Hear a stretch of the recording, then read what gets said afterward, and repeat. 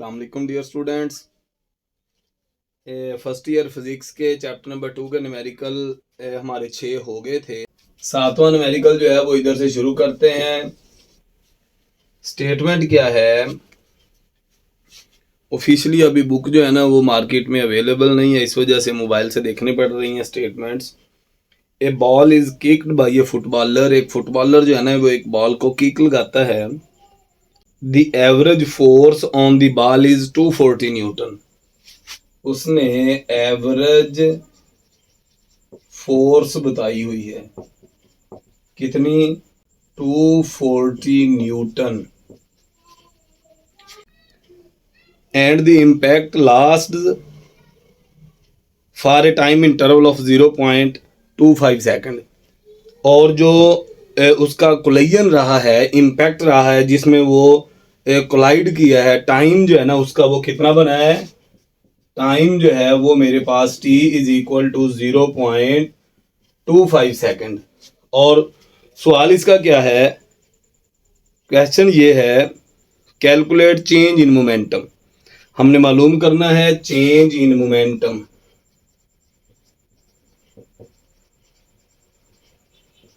एक ये चीज मालूम करनी है और state the direction of change in momentum. Direction of change in momentum ये हमने मालूम करनी। अच्छा, जो चेंज इन मोमेंटम होता है ना, चेंज इन मोमेंटम ये किसके बराबर होता है? इम्पल्स के बराबर है। ठीक है, यहां पे हम लिख लेते हैं change in momentum.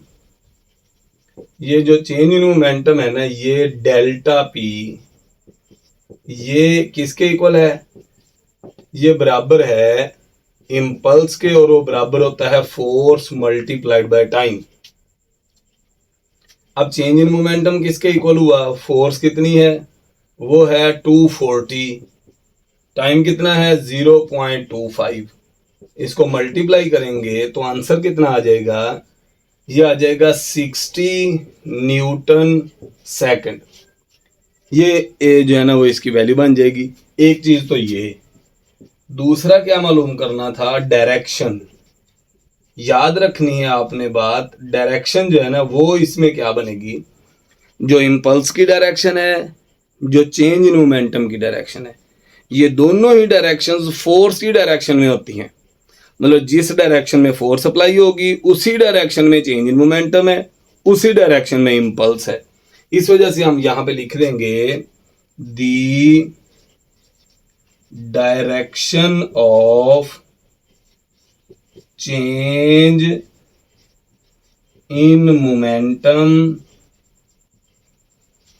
is in the direction of force। यहां पे हमारा ये न्यूमेरिकल कंप्लीट हुआ। अगले न्यूमेरिकल पे चलेंगे।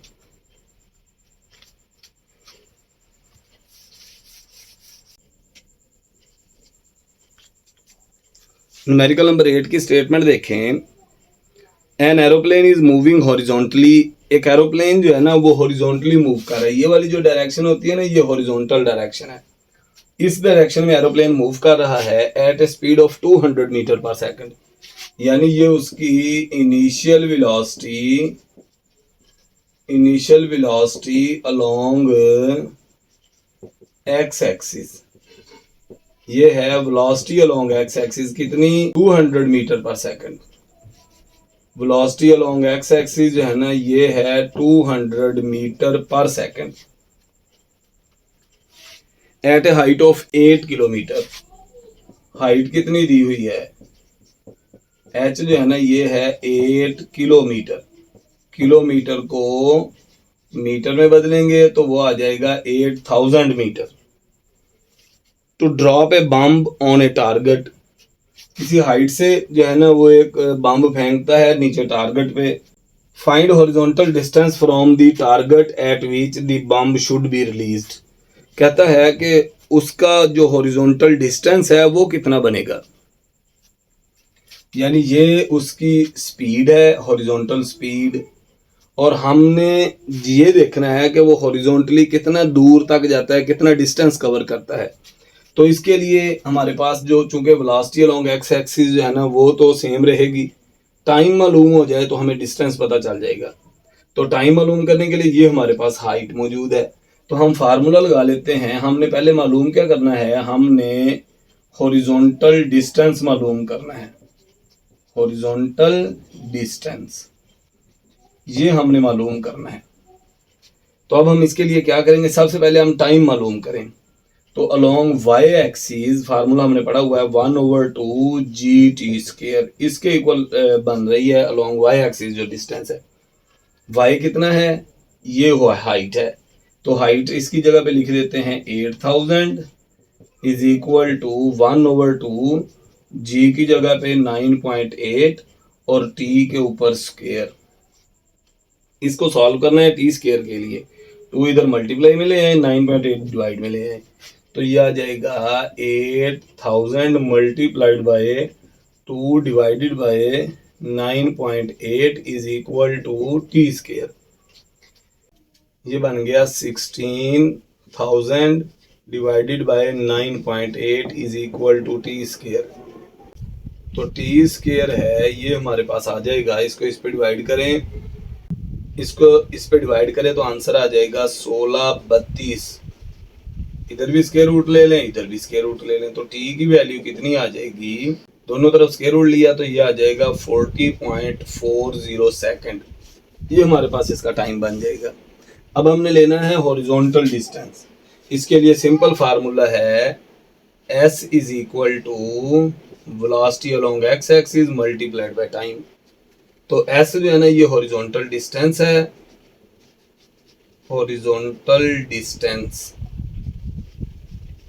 Is equal to velocity along x axis कितनी है, वेलोसिटी अलोंग एक्स एक्सिस जो है ना वो 200 है, इसको मल्टीप्लाई कर दें इस वाले से 40.40, इनको मल्टीप्लाई करके क्या आंसर आता है, इतने मीटर। इसको लिख सकते हैं 8.08 किलोमीटर। ये हमारे पास इसका आंसर है। यहाँ पे ये न्यूमेरिकल कंप्लीट हुआ, इससे अगले न्यूमेरिकल पे चलेंगे।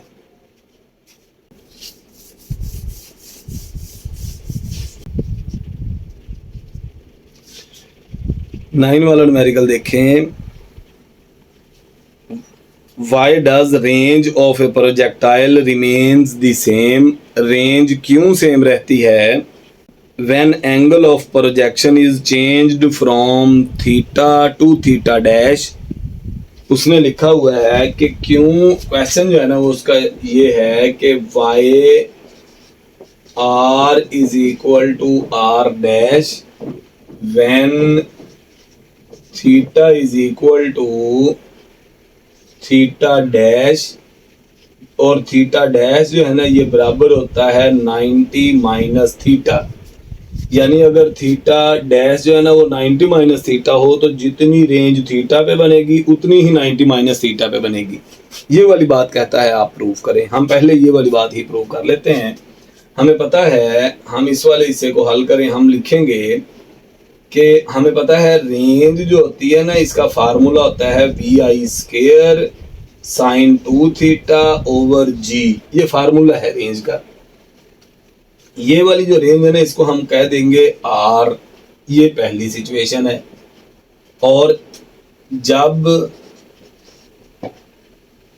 थीटा जो है ना ये थीटा डैश हो जाए और वो बराबर हो 90 माइनस थीटा, तो जो रेंज है इसको हम नाम देंगे R dash is equal to VI² sin 2 into 90 minus theta over g. ये जो थीटा लिखा हुआ था इसकी जगह पे आ जाएगा 90 माइनस थीटा। ये जो 2 है ना इसको अंदर मल्टीप्लाई कर दें तो R डैश बन जाएगा VI² sine 180 minus theta over जी।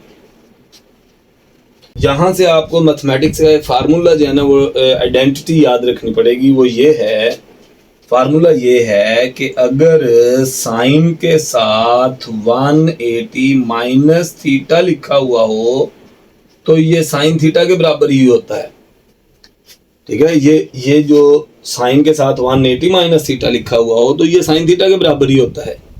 तो ये आइडेंटिटी है मैथमेटिक्स में। तो ये अगर हम इसकी जगह पे पुट करें तो आर डैश कितना बन जाएगा, आर डैश आ जाएगा वी आई स्केयर साइन, सॉरी ये 2 जो है ना इसने अंदर मल्टीप्लाई होना है तो इसके साथ आ जाएगा 2 थीटा। ठीक है, तो ये आ जाएगा साइन 2 थीटा ओवर जी, और यही रेंज है जो हमारे पास 1 वाली है। ठीक है ना, इसको हम कह देते हैं, ये हमारे पास इक्वेशन नंबर 2 है।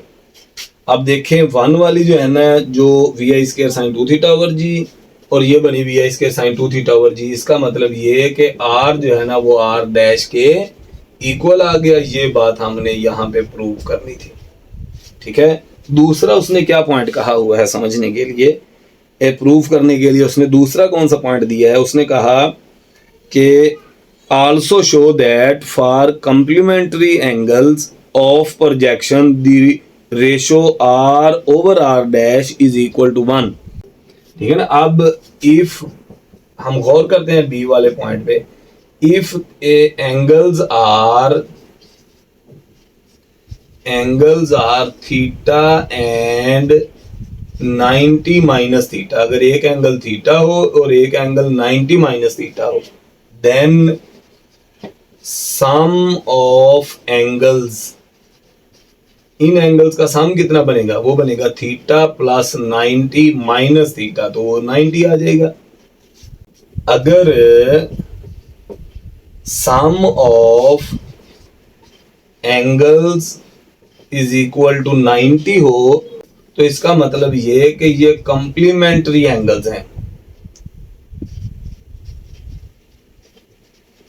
इस वजह से हम इनको कहेंगे कि ये कंप्लीमेंट्री एंगल्स हुए, एक रिक्वायरमेंट हुई। अब इनकी रेंज की रेशो देखते हैं। हम लिखेंगे r dash over r, r dash कितनी आई थी, वो आई थी वी आई square sine 2 theta over g, over range कितनी है वो भी वही है वी आई स्केयर साइन 2 थीटा ओवर, जब हम इनको कैंसिल करेंगे तो आंसर आ जाएगा 1। इसका मतलब आर डैश ओवर आर जो है ना ये भी 1 के इक्वल प्रूव हुई। यहाँ पे हमारा ये वाला न्यूमेरिकल जो है ना ये कंप्लीट हो जाता है। जी 10th न्यूमेरिकल देखते हैं। ए ट्रॉली ऑफ मास 1 किलोग्राम, उसने कहा एक ट्रॉली है उसका मास जो है ना वो 1 किलोग्राम है। यहाँ पे हम लिख देते हैं mass of trolley, numerical number 10 है, यहाँ लिखते हैं जी मास ऑफ ट्रॉली एम जो है ये कितना है, ये है 1 किलोग्राम। 1 लिखें या 1.0 लिखें एक ही बात है। मूविंग विद वेलोसिटी 1 मीटर पर सेकंड, उसकी वेलोसिटी दी हुई है, velocity v is equal to, ये भी 1 मीटर पर सेकंड है। ठीक है, collide with a similar trolley at rest, उसने कहा ये वाली जो ट्रॉली है ना ये एक और ट्रॉली के साथ जाके टकराई जो इसी की तरह की थी लेकिन वो रुकी हुई थी, तो इसको हम m1 कर देते हैं, इसको v1 कर देते हैं। उसका मास कितना है, मास ऑफ अदर ट्रॉली वो m2 है और वो भी 1 किलोग्राम है, और उसकी वेलोसिटी कितनी है, वो उसने कहा v2 है और वो 0 है, वो रेस्ट में है। पहला उसने क्या कहा हुआ है, after collision the first trolley comes to rest whereas the second starts moving with velocity of 1 metre पर सेकंड। उसने कहा हुआ ये है कि एक ट्रॉली जो है ना वो ये वाली थी, ठीक है, एक ट्रॉली जो है ना वो ये वाली है। ये वाली ट्रॉली का मास m1 है, इसका मास m2 है, लेकिन ये दोनों बराबर मास के हैं। इधर वाली साइड पे ये जा रही है 1 मीटर पर सेकंड और ये जो है ना वो इस वक्त रुकी हुई है 0 मीटर पर सेकंड की स्पीड से। जब ये इसके साथ जाके टकराई, ठीक है, तो बाद में ये हुआ कि जो m1 है ये जो है वो यहाँ पे रुक गया, m1 0 मीटर पर सेकंड, ये यहाँ पे जाके रुक गया और जो m2 है ये इधर वाली साइड पे m2 जो है ना वो जो 1 मीटर पर सेकंड की स्पीड इसकी थी वो इस वाले की बन गई।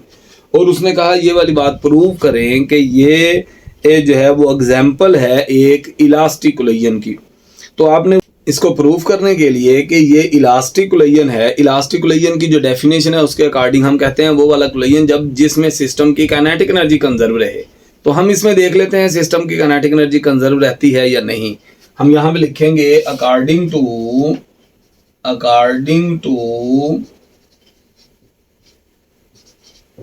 कंजर्वेशन ऑफ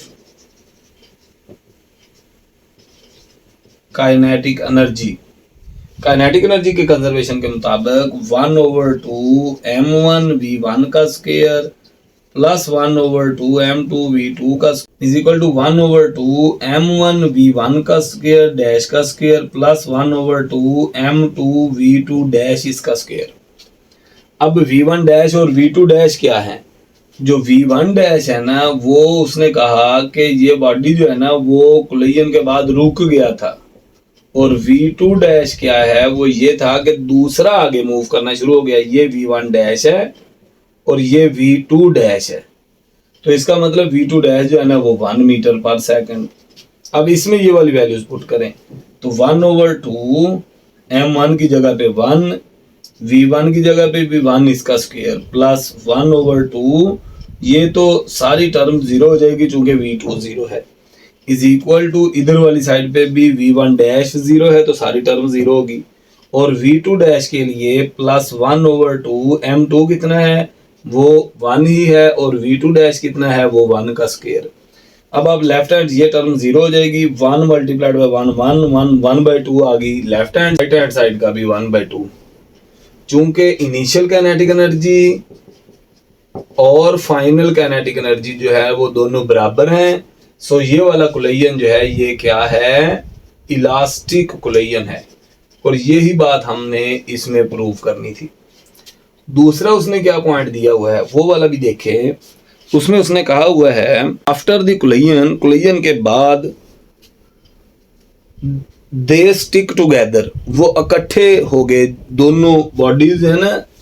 दूसरे केस में वो ये कहता है कि जो दोनों ट्रॉलीज थी ना वो इस तरह से इकट्ठी होके जानी शुरू होगी, दोनों ट्रॉलीज जो थी ना वो इस तरह से इकट्ठी होके आगे की तरफ जानी शुरू होगी, ठीक है। Stick together with a velocity of 0.5 meter पर सेकंड, तो ये बनेगी v डैश इसको कह देते हैं, और ये कितना है 0.5 मीटर पर सेकंड, यानी जो दोनों जब कंबाइंड हो गए ना ये दोनों तो फिर इनकी वेलोसिटी बन गई 0.5 मीटर पर सेकंड, ये इसकी वेलोसिटी बन गई।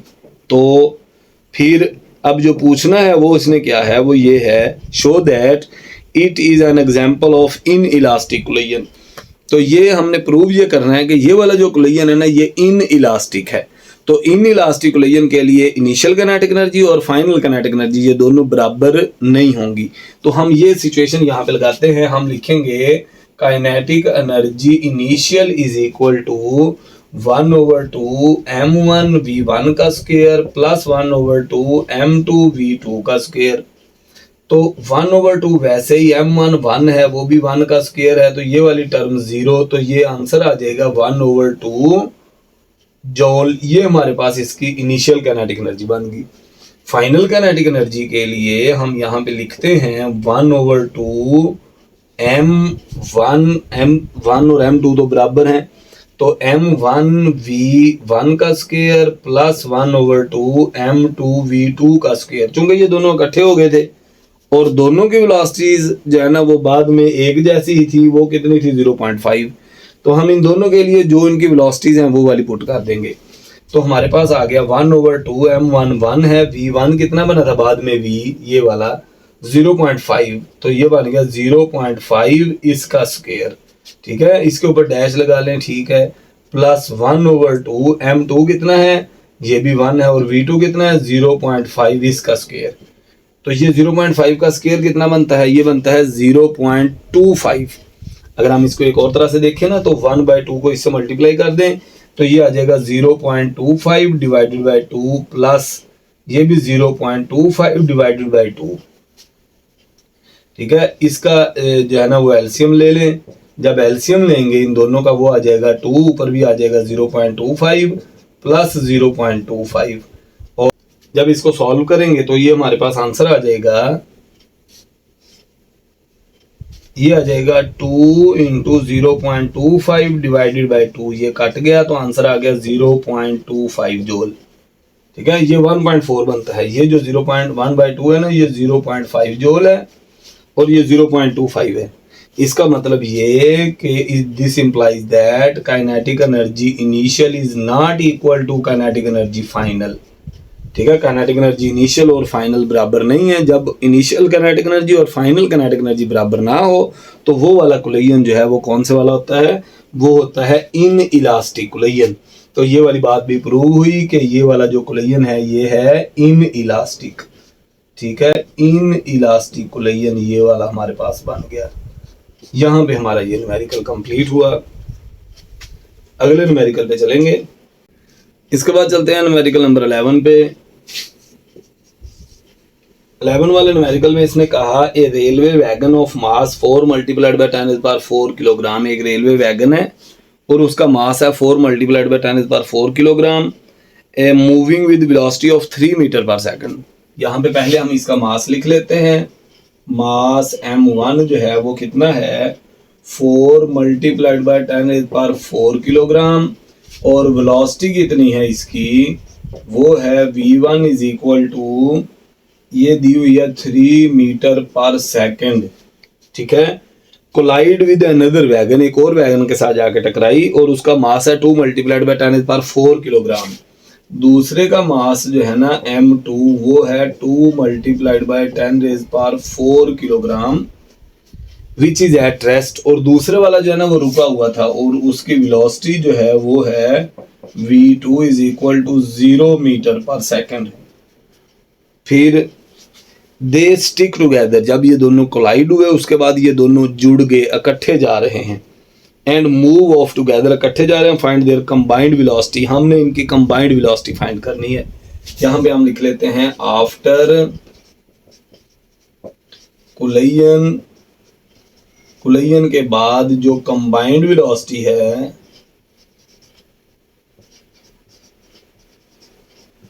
ये हमने फाइंड करनी है। फार्मूला लगाएंगे law of conservation of momentum. वो क्या है, m1v1 plus m2v2 is equal to m1v plus m2v। क्योंकि वेलोसिटी कंबाइंड थी इस वजह से हमने उसको v कहा हुआ है, तो इनमें से हमने v ही फाइंड करना है। m1 plus m2 into v, और ये वाली इधर वाली साइड बनेगी m1v1 प्लस m2v2। इसमें कीमत दर्ज कर दें। इधर वाली साइड बनेगी m1v1 प्लस m2v2। इसमें कीमत दर्ज कर दें। m1 कितना है 4 मल्टीप्लाइड बाय 10⁴, और v1 कितना है 3। ये आ गया m1v1 प्लस m2v2 कितना है, जो कि v2 0 है तो हम इसको 0 ही कह देते हैं, is equal to m1 plus m2 4 multiplied by 10⁴ plus 2 multiplied by 10⁴ into v। ये वाली टर्म इधर डिवाइड में ले जाएं, 4 multiplied by 10⁴ multiplied by 3 over, ये बन जाएगा 4 + 2 6 multiplied by 10⁴ is equal to v। तो ये 10⁴ इसके साथ कट गया, 3 1s are 3 2s are 2, इससे कट गया 2, तो कंबाइंड वेलोसिटी आ जाएगी 2 मीटर पर सेकंड। ये हमारे पास इसका आंसर है। इससे अगले न्यूमेरिकल पे चलते हैं। आखिरी न्यूमेरिकल है, स्टेटमेंट देखें। दिया हुआ है a car with mass 757 kilogram. Numerical number जो है ना वो 12 है। वहां पे यहाँ लिखा हुआ है a car with mass 575 kilogram, यानी हम यहाँ पे लिख देते हैं जी मास ऑफ कार m1 ये कितना है 575 किलोग्राम। मूविंग विद 15 मीटर पर सेकंड स्पीड दी हुई है। Speed of car v1 is equal to 15 metre पर second. Smash into rear end of a car, car की एक साइड पे जाके टकराया, विद मास 1575 किलोग्राम। दूसरी कार का मास दिया हुआ है, mass of car M2 1575 kilogram, ये दूसरी का मास है, ठीक है। और उसकी स्पीड कितनी थी, 5 मीटर पर second. Speed of car V2 is equal to 5 meter पर सेकंड, ठीक है। इन द सेम डायरेक्शन, एक ही डायरेक्शन में जा रहे थे तो पीछे से उसके साथ जाके टक्कर हुई। What is the final velocity if the raked car lock together, अगर दोनों कारें एक ही जगह पे इकट्ठी होकर बाद में आगे की तरफ जा रही हैं तो उनकी कंबाइंड वेलोसिटी कितनी है। पहले तो ये कहता है कि बाद में जो कॉमन वेलोसिटी है वो वाली बात बताएं, ठीक है ना। आफ्टर कोलिजन कॉमन वेलोसिटी कितनी है, वो v है, ये हमने फाइंड करनी। v के लिए फार्मूला वही है जो पिछले न्यूमेरिकल में हमने लिखा है, बल्कि इधर लिखा हुआ है ये वाला, ठीक है ना। वो क्या है, m1v1 plus m2 v2 over m1 plus m2, ये वाला फार्मूला है। इस फार्मूले को डायरेक्ट लिखें और वैल्यूज पुट कर दें तो वेलोसिटी कितनी आएगी, वो आई m1 कितना है 575 मल्टीप्लाइड बाय v1 कितना है 15 प्लस m2 कितना है 1575, v2 कितना है 5 ओवर m1 कितना है 575 प्लस m2 कितना है 1575। इसमें हमने वैल्यूज पुट कर देनी। पहले देखें 575 को 15 से मल्टीप्लाई करने पे क्या आंसर आता है। इन दोनों को मल्टीप्लाई करें तो आंसर आता है 8625 प्लस 1575 को 5 से मल्टीप्लाई करने पे 7875 ओवर, इन दोनों को प्लस करें 2150। तो v कितनी बन गई, इन दोनों को प्लस किया और इस पे डिवाइड करेंगे तो आंसर आएगा 7.67 मीटर पर सेकंड। ये हमारे पास जो है ना वो उसकी कॉमन वेलोसिटी आ जाएगी, ठीक है। और हमने इसमें क्या फाइंड करना है, दूसरा point, how much kinetic energy is lost in this collision, इस कोलिजन में कितनी काइनेटिक एनर्जी जो है वो लॉस हुई है। इसके लिए ये वाली साइड जो है ना इसको रेज करते हैं। उसने कहा इस कोलिजन में कितनी काइनेटिक एनर्जी जो है ना वो लॉस हो गई है। इसका मतलब इनिशियल काइनेटिक एनर्जी फाइंड करेंगे, फाइनल काइनेटिक एनर्जी फाइंड करेंगे और बाद में उसका डिफरेंस ले लेंगे, ठीक है।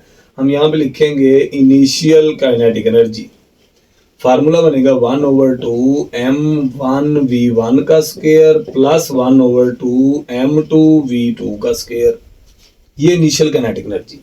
तो kinetic energy initial is equal to 1/2 m1 कितना है 575 v1 कितना है 15 इसका स्क्वायर प्लस 1/2 m2 कितना है 1575 और v2 कितना है 5 इसका स्क्वायर। अब इस पे जो है ना वो हमें कैलकुलेटर लगाना पड़ेगा। काइनेटिक एनर्जी इनिशियल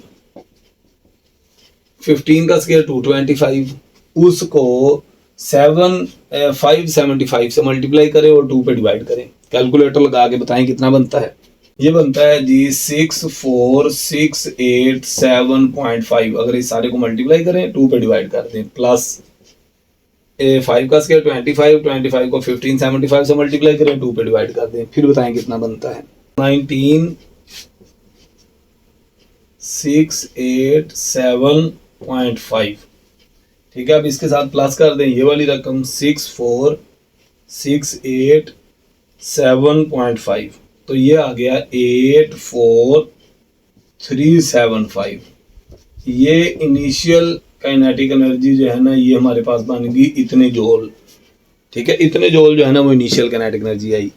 अब हम जो है ना वो फाइनल काइनेटिक एनर्जी देखते हैं। काइनेटिक एनर्जी फाइनल 1/2, चूंकि वेलोसिटी कंबाइंड ये वाली बन गई थी इस वजह से अब जरूरत नहीं, हम लिखेंगे 1/2 m1 v का स्क्वायर प्लस 1/2 m2 और फिर v का स्क्वायर।